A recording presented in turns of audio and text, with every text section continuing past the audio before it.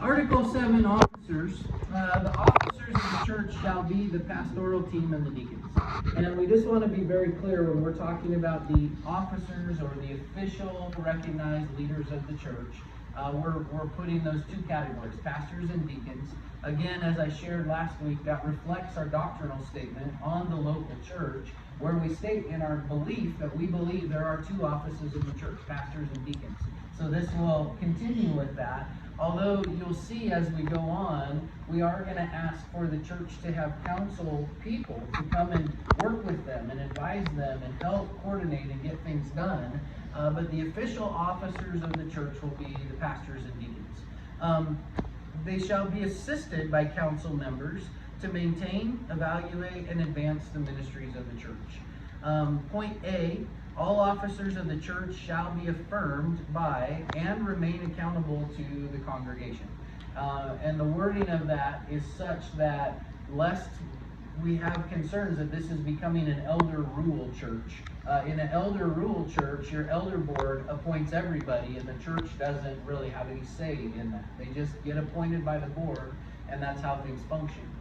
In this, we will have every officer and every council member will be brought to the church for the church to affirm that. And you'll see in here, we're asking not just for a 50% majority, we want 75% of the church at least to be on board saying we see the Holy Spirit in this. So there's not going to be this ramrodding of, well, the pastors and the deacons just decided this person's going to do this. It's going to be brought before the church and require a super majority, 3/4 of the church, to see that and confirm that yes, this person is gifted and able and able to serve. Sorry. So when you said 3/4 of the church, you're talking about 3/4 of the membership. Mm-hmm. Or is it going to be just as a meeting who shows up? No, it'll be the church membership. Okay. Yeah, it will be of the church membership. And so we will continue to maintain, church membership. We're not changing the membership articles at all. The church membership process will still be the same, that they are recommended, they're voted into the membership by the body, and then from the church membership, people can serve and vote, have that privilege. Quorum, yeah. So you are looking for quorum, or you're looking Yeah. for total church membership, 75% has to? Quorum. Okay. Yeah, it'll be of the quorum. It says members Present. Okay. Yes, so number 2, so when we get to B then, when we get to the pastorals, So, just to be clear, we want to be very clear that the church membership will continue to have meetings. Quorum will have to be met. We're not changing those articles about quorum, and 75% of the members present at that meeting will be required to affirm people to serve in these offices. So there's no ramrodding down the church's throat. This is what we're doing. It is the membership that's going to affirm these offices and these council members. So point B then, officers shall be members in good standing. So we're only going to be proposing people to serve in offices that are members of the church. It doesn't mean that people who aren't members aren't valuable, that they can't serve in various capacities. We have tried, and I will say the history of this church has been very, very good at bringing in non-members, finding where they are gifted and want to serve, partnering them with members and getting them included, and that often helps them, that membership process of seeing, hey, we are welcomed here, we have a place to serve here, we're wanted here, and so then it helps that membership process to just kind of streamline a little bit more smooth. So we're not saying that non-members can't serve in any way, but the officers, council members, officially appointed people in the church and then confirmed by the membership will be members of the church. They shall support the ministry of the church through faithful attendance and participation in activities. Meaning that what we're looking for, we're not looking to bring people in to get them involved. We're looking for people who are already involved and that they're already supporting the ministries, they're already active in the church. We don't want to, get into a situation where, Emma hasn't been to church in 6 months. Maybe we better appoint her to a council member and get her involved. We don't want that to be the modus operandi of the church.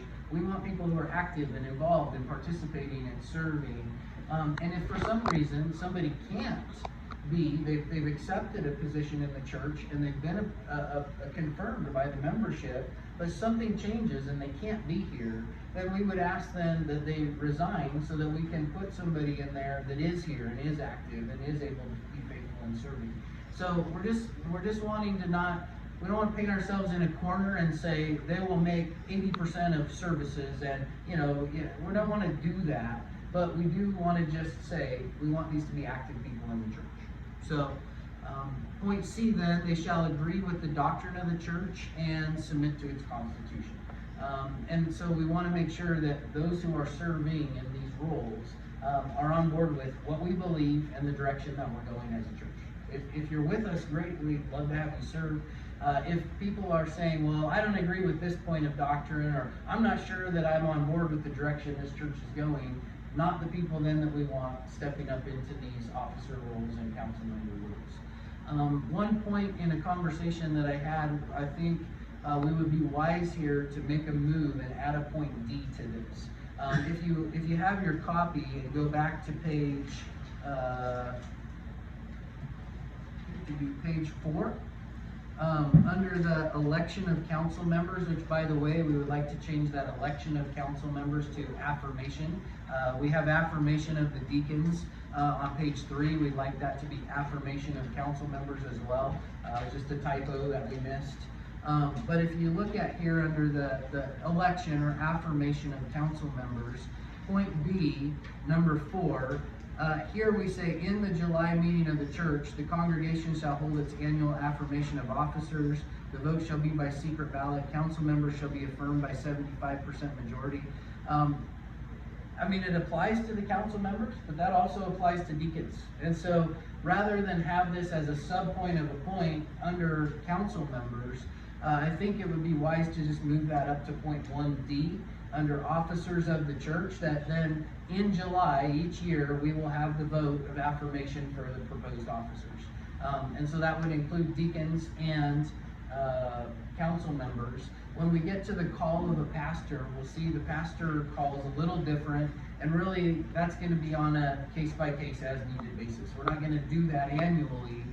We're going to do that when we either are looking for a pastor and we have a candidate, or we see God working within the church body, and it's like, hey, this person God is gifted and is calling to be a pastor. We can recognize that, and we want to just recommend to the church, we bring them onto the pastoral team from within our own number. And so that's not going to be an every year in July kind of thing, but our deacons and our council members is going to be an annual thing.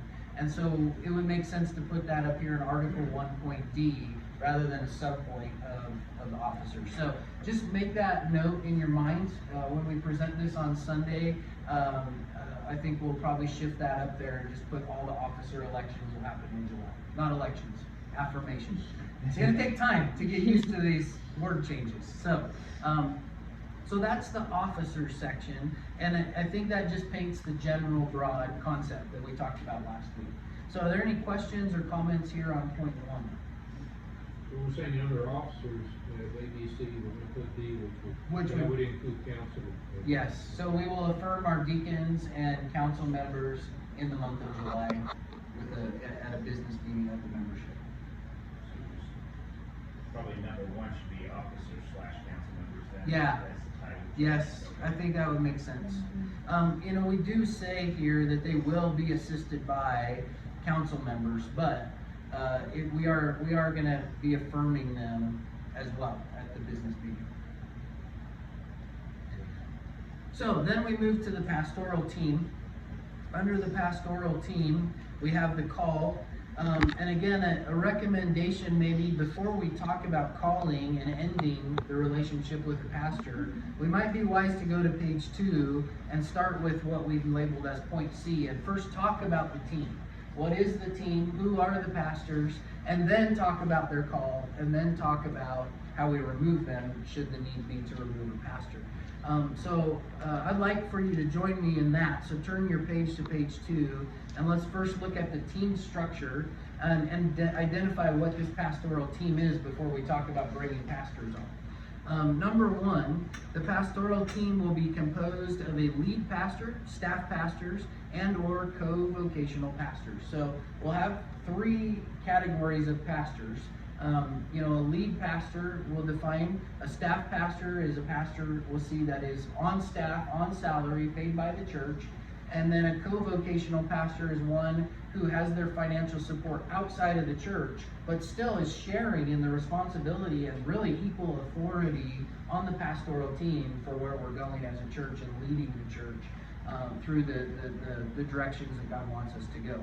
So we'll break this down a little bit. Number 1, or 1I, the general responsibilities. Point A, they are referred to in Scripture by the following terms: elders, shepherds, bishops, overseers, and rulers. As such, they shall have general supervision of the entire ministry of the church and shall oversee the spiritual welfare of the congregation. That actual wording is from our old constitution. We pulled that straight out of the role of the pastors in our old constitution. I won't call it old, it's our current constitution. But we just clarified the terms.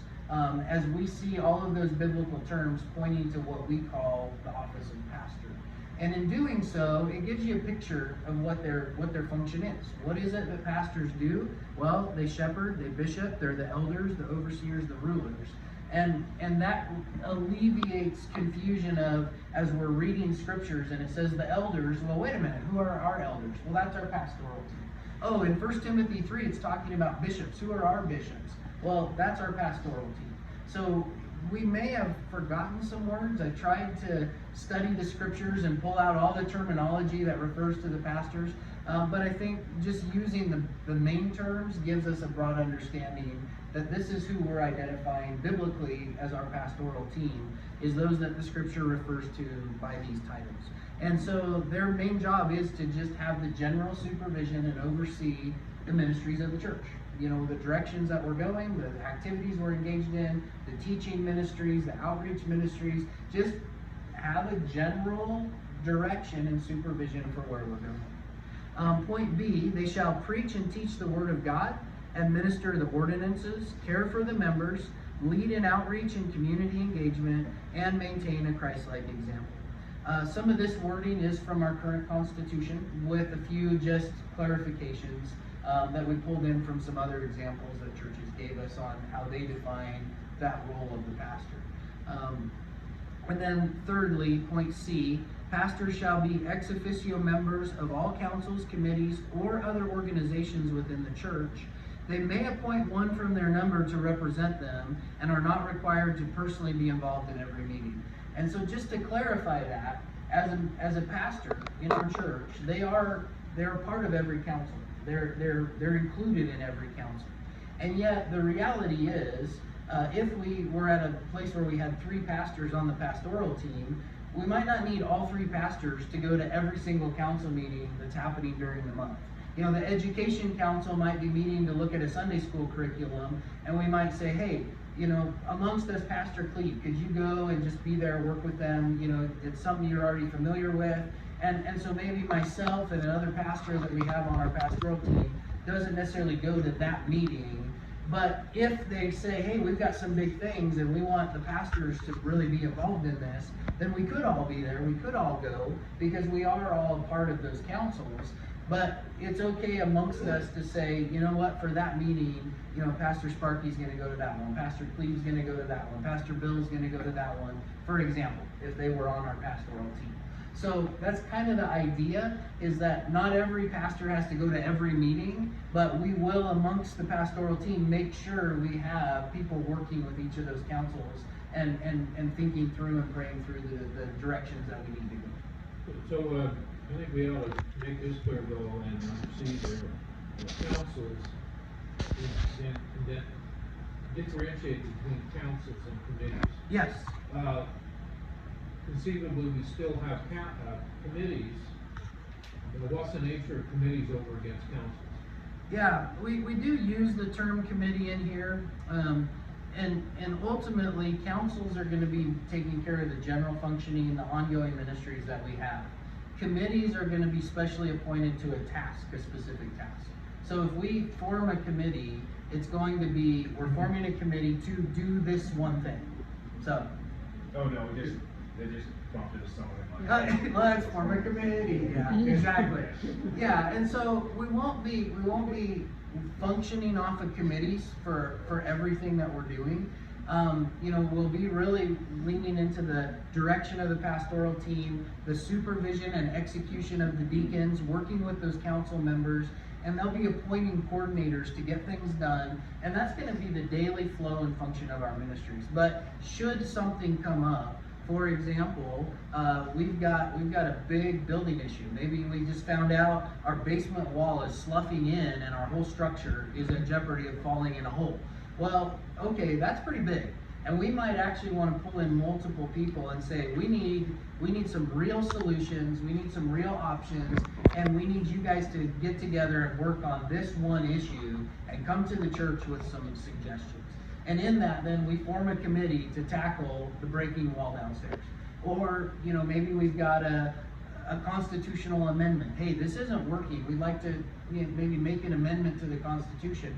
Okay, let's put together a committee and we're going to specifically task them to research that, work on that, come back, and then make some suggestions to the church. And so committees would be very task focused on a specific goal. And for a limited amount of time. They're not forever ongoing. Whereas our councils are just going to be overseeing and keeping the rhythm of the church And going. even less calamitous, if you will, out of the council, we're gonna have BDS. Yeah, There'd be a committee to carry out just that, sure. out of that council and whoever else, but they wouldn't, it would be a temporary. Yeah. Interim or whatever, you know. Correct. Yep. So that's kind of the difference between council and committee.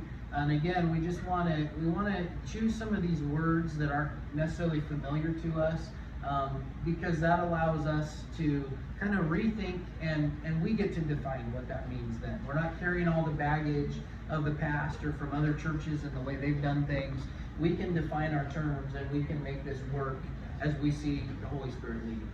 So that's a great point in just making sure that we're very clear, you know, that the councils are just overseeing and keeping things moving.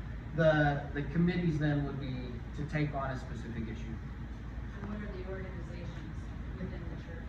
So that's where we get to, when we get to the councils, we've got a list of things that they'll be organizing. So when I talk about organization, these are ministries they're organizing. So, you know, Sunday school, youth ministry, outreach, community event, working with the school, you know, all of these things we're talking about organizing those ministries. So, point II then, duties of the lead pastor. So designating a lead pastor, he shall have the primary pastoral responsibility. The lead pastor shall lead the pastoral team in organization and responsibilities under their supervision. Not that the lead pastor is like CEO, don't get that kind of thinking, that the lead pastor gets to just say this is what we're doing and all you have to do it. The pastors will share responsibility and authority, but there needs to be somebody in charge of organizing it. You know, pulling the pastors together. When are we going to meet? What are the things we need to be discussing? What are the things that are coming up that we need to be on top of? Brainstorming together, working through it. But you need a person that's designated to organize that and pull that together. And so the church will choose a lead pastor and give that responsibility. Now the reality is, in a church of our size, in our context, that's probably going to be the staff pastor, the one who's been called to be here, working each week, doing the majority of the preaching ministry. You know, they're the ones that are going to be in the office and, you know, have their books piled up all over the floor so they can't walk anymore. That's going to be the lead pastor. But it doesn't necessarily have to be. I was talking with one of our members about this and said, you know, the lead pastor in some situations could even be a co-vocational pastor. Just hypothetically, if something was to happen to me on the next Congo trip and I don't come back, you know, and we have a pastoral team, maybe the pastoral team is Pastor Cleve, and maybe we've chosen Walker to be an interim pastor and learn the pastoral ministry, and so we've named him as a youth pastor or an associate pastor or an interim pastor. Well, Sparky doesn't come back from Congo when we need a lead pastor. So really, Cleve isn't on staff here. I don't believe his heart is to be on staff here and to go back into a full-time vocational ministry, but his heart is in the ministry here. And Walker certainly isn't ready to step in and be a lead pastor. And so in that situation, the church may ask, come on down, come on in. We came down here because it was cooler. We can set some chairs up right over here by the piano for you. Come on around. It's okay. It's family Bible hour. You can just hang out. No, it's the walk of get over here where it's cooler. Yeah. No, you just get extra welcome. Extra welcomes, yeah. And so in a situation like that, we may want to ask Cleve to be the lead pastor until we call another staff pastor on vocation full-time. And so we didn't want to paint ourselves in the corner and say the lead pastor is the one that's called and on staff and paid by the church. That might not always be the best fit for our church. But there does need to be somebody designated as the lead pastor. So then point 3, the responsibilities of staff and co-vocational pastors.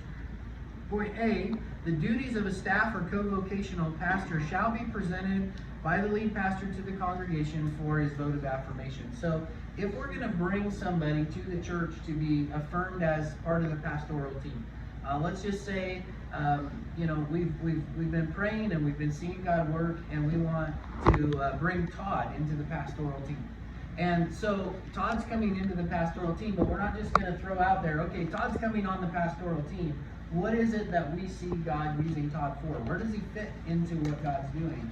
And maybe we want to recognize Todd as the discipleship pastor. And he's going to really be focusing on our discipleship ministries, our youth all the way up, working with our small groups, working with some of our, people that need some additional counseling, and really just take the lead on organizing and making sure we are discipling the people that God's brought into our body. So if we're going to propose a pastor to the pastoral team, we want to propose where we see them fitting in. Does that mean they will always do that? Not necessarily. Good example, our sister church at Meridian, they called Dave Duran there years ago as a youth pastor. Over time, he was kind of moving beyond youth ministries. He was taking on a lot more roles. So they asked the church then to affirm him as an associate pastor.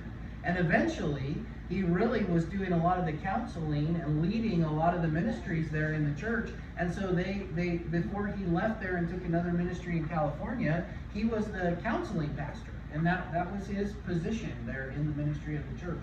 And so we just want to be clear, if we're bringing pastors into the team, it's not just this, we're just adding pastors, just throwing pastors in and nobody really knows why or what they're doing. If we're bringing pastors onto the team, where do they fit? What is God leading them to shepherd, to guide, and to help the church along? Now, with that, all pastors will be, the scriptural requirement is they're able to teach. So they will teach and they will at times preach, but that might not be their primary responsibility. The primary lead pastor might be taking on the majority of the preaching, while one of the associate pastors is doing more of the community connections and engagement and evangelism, or wherever we see that fitting in the shepherding role. So that's that point A there of the duties will be presented to the church when they're affirmed, so that the church is very clear, why are we adding somebody to the pastoral team? Point B, they shall assist in the ordinances of the church, following contacts within the church and connecting with members of the congregation. So the ordinances we've talked about in our doctrinal statement that we're proposing, that under the purposes there, we did say that we will maintain the ordinances. It was brought up in our Wednesday meeting. Maybe we should just clarify baptism and Lord's table. I've had other members just contact me and say, hey, if we're looking at this, should we just specify that? So Sunday, we will include that. We'll just add those words in the purpose statement, that the ordinances, to maintain the ordinances of baptism and the Lord's table. But here, then, I don't think we need to be redundant and repeat that again. It's in our doctrinal statement. It'll be in our purpose statement. And so the pastors will make sure, as baptisms and the Lord's Supper are needing to be done, that they're prepared and ready to do that. And then as we go down to point C, They will work with the lead pastor to plan weekly scheduling, visitation, and events. Again, just working together as a team to say what needs to get done, who's able to cover what, and hopefully fill in some of the holes that sometimes just get overlooked with a busy pastor. And I will say, historically, our church, the deacons have picked up a lot of that slack. And not only the deacons, but we have always had pastors who aren't called the pastor in our church. If you go back in our recent history, we've had Pastor Cleve here, who I still call Pastor Cleve. Officially, he's not a pastor of this church. He retired and resigned his pastorate, yet chose to stay. And when he did, I asked him, will you help me? Will you do the ministry with me? And so, Cleve is doing funerals and weddings and visitation, Bible study at Aspen Creek. He coordinates that and organizes that. And really, whether or not we have given Cleve a position of pastor in this church, he has been for the last 7 years a pastor here. Bill Toyer has been here. And we still call him Pastor Bill, even though he was never a pastor of this church. He was a pastor at Montana Avenue, he was a pastor in California, he was a pastor in New York, and yet Bill continued to pastor and was right there alongside of me all through the ministry, and was calling people, sending text messages to people. Joan was sending cards out to people. I mean, Bill was pastoring even if we didn't give him the title of pastor. So there have always been people to step up and serve and pick that up, but we want to form that pastoral team and actually recognize that and say, okay, Cleve is doing the ministry with me. That's just the reality. So let's recognize that, and let's just make sure we're communicating and coordinating that. So, and I'm grateful for that, by the way. That's not in any way a threatening thing. It shouldn't be a threatening thing. I think that's what God wanted his church to be, is a group of men who are called to serve the Lord, working together for the good of the church and glorifying Jesus Christ. So that's kind of the structure of the team. And then lastly, before we open up any discussion on the team structure, the compensation, salaries for lead pastors and staff pastors will be initially arranged at the time of their call. They shall not secure outside employment without approval of the pastoral team and deacons. That's something that's been in our Constitution for a long time, just for transparency and communication. If the church is paying somebody to do the work of the ministry and they need additional employment, they need some outside income, that they're communicating that, and the church is aware of that, and it's not just a big surprise all of a sudden, oh, well, Pastor Cleve isn't here because he's working for the city. Okay, we understand that, and we know that, and we're working with that, we're working around that, and that also helps us to understand expectations for scheduling, because if we're paying somebody what is considered a full-time salary, we expect them to be doing full-time amount of work in the ministry. Whereas if we have a staff pastor who's part-time, the church is giving some, but they're having to work outside of the church for other employment, we can't expect 60 hours out of them in the ministry. That's not fair and it's not reasonable. So there needs to be clear understanding and communication. Point 2, all salaries will be reviewed annually by the Finance Council, and proposed changes will be presented to the church in the budget process. The Finance Council is not going to just make the budget. They're going to propose a budget just like we've been doing the last 5 years. They'll come, say, hey, this is what we spent last year. These are proposed changes. And the church membership will, at the October business meeting, I think we put in here, we'll vote in the budget so that we know coming into January the finances we have to work with on each council over the next year. And any changes to pastoral salary will be presented in that budget process. So there's not going to be just one little council decided to start paying the pastor $180,000 a year, or cut his budget. We're going to pay him $40,000 a year, but expect him to buy a $500,000 house and starve him out because we don't like that guy. There's not just going to be one little council setting that salary. They're going to make recommendations, and the church will vote that in through the budget process. So Point 3, all compensated pastors will be entitled to annual vacation, no less than 2 weeks with full salary. Again, that's wording from our current constitution. Number 4, then, co-vocational pastors may be afforded a professional reimbursement approved through the budget process. For example, Pastor Cleve, he has his city work, he has retirement income that they had saved and budgeted for, and he may come onto the pastoral team and say, I'm not asking for a salary, but you know, if I am going to be going out and doing visitation, if I am going to be buying materials and doing things for the church, it would be helpful to have a reimbursement fund, a professional fund to get reimbursed for some of the ministry expenses. And so we want to make sure that we afford that to a co-vocational pastor if that would be helpful to them. Again, some may decline that and say, I don't even need that. I can handle it. I've got a good job. I've got a good income, you know, and may not ask for that or desire that. But some, it might help. And so we want to be able to recognize that a co-vocational pastor is not receiving a salary from the church, but we could open up a reimbursement fund for some of the ministry expenses.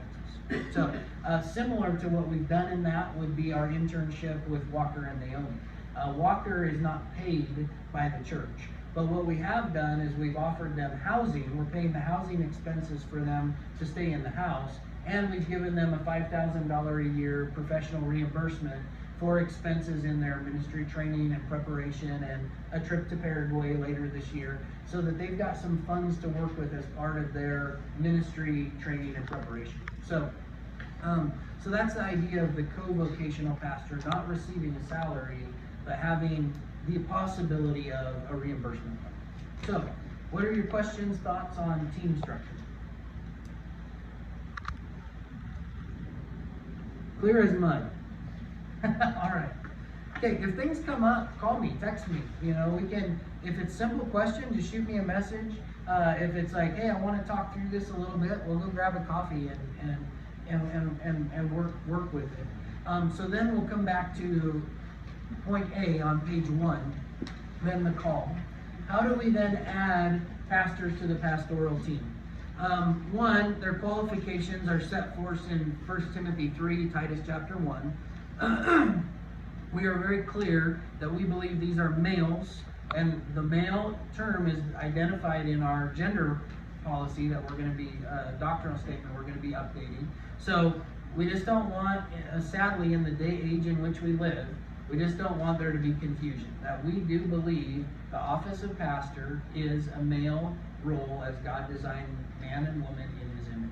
So, males who can clearly teach and defend the doctrines of the church from a biblical perspective or position, able and willing to be ordained, and or willing to be ordained.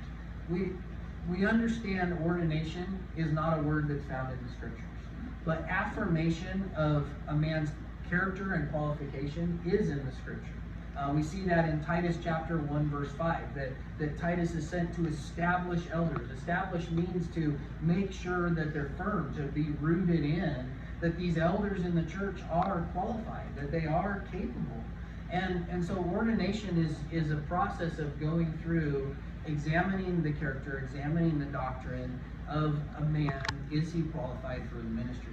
And so recognizing that if we're going to add pastors to our team, that they should be ordained and go through that process of ordination and confirming their ability and their call and their qualifications, or be willing to do so. Fully understanding, for example, when Cleve was called here, he had not been ordained. And so he began to prepare and work through that. The church called an ordination council several years after he'd been getting in the ministry and doing the work, but he was willing to do that, and he began the process and came to be ordained after he had been called the pastor here. As I came on, one of the things I asked the pastoral search committee is, I was ordained to be a missionary by the Mission Board IFM. I was ordained by the church in Congo, the ELBC, Free Baptist Churches of Congo. I was ordained as a minister to pastor in the churches in Africa, but I have not been ordained here in Notice. Would you like me to do that? Is that something you would desire? And the church at the time said, we think that would be really good and healthy for us as a church, for you as our pastor. And I said, okay. So I began to prepare, and it was a year after the church called me that we held an ordination council, and I went through the process of ordination. And so we're not saying that if we call someone on the team, you better already be ordained and, just have that all done and be ready to go. But are they willing and able to begin that process and to take that on as part of the understanding of that pastoral call? So that's one of their qualifications, is that we would ask they would be willing to do that. Number 2, a pastor may be called by 75%, 3/4 affirmative vote of members present. So that would be the quorum of a business meeting. Announcement for the meeting shall be made no less than 14 days prior. The call of a pastor shall be for an indefinite duration. When a pastor is called, their role within the pastoral team shall be specified: lead pastor, associate pastor, youth pastor, etc. And I explained that in the team. We were talking about the team, that their position and their function should be presented to the church, and should that change, that should be presented to the church as well. Number 3, process to call a pastor to the pastoral team. Calling a pastor from outside the current membership. So this is in the case that we have identified a vacancy in the pastoral team, and we are putting out to our sister churches, to Christianity, the evangelical churches as a whole, we are looking for a pastor on our pastor team. And so that invitation is going to go out. We may get a candidate for that role from Montana, from Canada, from Louisiana, who knows? The networks that we have could go very, very far, and we may have candidates coming in from places that we don't know, churches we don't know, backgrounds that we don't know. And so this is then for those that we would be bringing in from the outside into our current membership of the team. 1, a pulpit committee of remaining pastors and deacons will meet to seek and invite potential pastoral candidates. The committee may appoint other members to join the committee who have previous pastoral, deacon, or missionary experience. So that's a committee. We're going to form a committee to find candidates to fill this role that we've identified.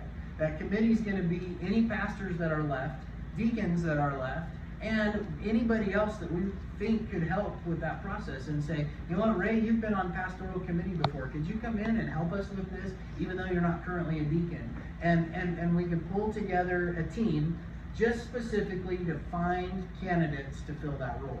And then B, that committee then will present to the church one candidate at a time if the committee has 100% agreement within themselves. So if they're in agreement within that committee, this is somebody we can present to the church to fill that role, then they'll schedule a meeting and call that in, and there's that 14-day notification. The church gets informed. They'll get to meet that candidate and then get a chance, hopefully hear them preach, get a chance to do some fellowship with them, and then make that decision. Do we want to bring this guy in to fill that pastoral role on the pastoral team? Point 2 then, calling from within the church membership, this is a little different case. This is that, hey, we've noticed the Holy Spirit's really doing something. I'm picking on Todd tonight, and Todd. And so, Todd, we see God working in you, the church sees something working in you, and so then bypassing point A, the need for a pulpit committee, we haven't said we've got a post that we need to fill, we're going to form a committee and look for candidates. We just have noticed God's doing something here, and Todd really could have a vibrant, functioning role on the pastoral team. So the pastoral team and the deacons, not having formed a committee to seek somebody, they can present a current member of the church as a pastoral candidate. So we could say, hey, we want you, church, to consider Todd joining our pastoral team and really leading our worship ministry. And we'll give you 14 days minimum to think about that. Normally, I would say that would probably be a longer process coming from within. We're gonna, hey, what do you guys think? We're talking to Todd, we're talking to the church, but we'll announce it 14 days ahead of time that we're gonna have a meeting specifically to consider that. And then B, all other process for the call is the same as above. We'll respect the 14 days, we'll have our membership present, it'll take 75% to affirm, we'll have to designate to what position in the pastoral team that they would fit. And so it doesn't necessarily fall under needing a pastoral committee, because we didn't necessarily say we have an open post and we're taking applications. This is, we see God doing something, let's affirm that and let's plug them into the body where they fit. So, similar but different, if that makes sense. And then lastly, we'll wrap up here tonight, ending the pastoral relationship. Upon 1 month's notice or other timeline agreed upon by the pastor in the church, he or the church may dissolve the pastoral relationship. A pastor shall notify the church in writing of his desire to end the pastoral ministry, effective from the date delivered to the pastoral team or deacons in the absence of a pastoral team. The church will end the relationship in the following order. The pastoral team will meet with the deacons serving in each council. They will draft a letter to be presented to the pastor asking to resign and be available for the church to read. So we're gonna, we're asking this pastor to resign. This is the letter, we'll post it. These are the reasons why. And then point II, the pastor may be removed with 75% of the membership present in agreement. So if they should not accept to resign, then we would bring that to the church and we'd have to have a meeting, and it would take, just as it took 75% of the church agreeing this man is called to the ministry, we would need 75% of the church to agree this man is not called to this ministry. It's time for him to find a different place in the body or find a different church to serve and minister in. And then point III, suspension of the duties of the pastor. The pastoral team with the deacons may suspend the duties of a pastor while the church is working through any issues of sin or deficiency in the ministry. So should there be a case of sin, or we're investigating a case of sin, or we've got an issue with a certain pastor in the pastoral team, a joint meeting of the team that's left, the pastors who are left with the deacons, may give a suspension while we're working through that process, giving them a letter, giving the church time to read that letter, do their questions, have a meeting and make a decision. That there is a way to just say, while we're working through that, we're suspending your role as a pastor. And so these are things we hope never happen, but at the same time, we do need to prepare for sin because it happens. So that's kind of the idea of the pastoral ministry. Again, we'll move that team structure up to the front, then we'll go to the call, then we'll go to the removal as we present this on Sunday. So, time's flying. Any other, man, isn't this fun? I like this stuff, but I'm just weird. But it's important to talk through it, and it's important to communicate it, answer questions, and think.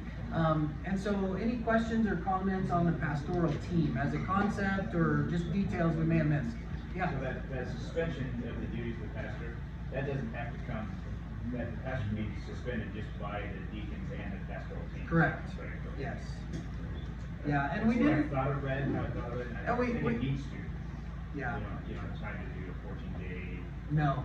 So the suspension would be that, then we can call the meeting and then make those decisions down the road.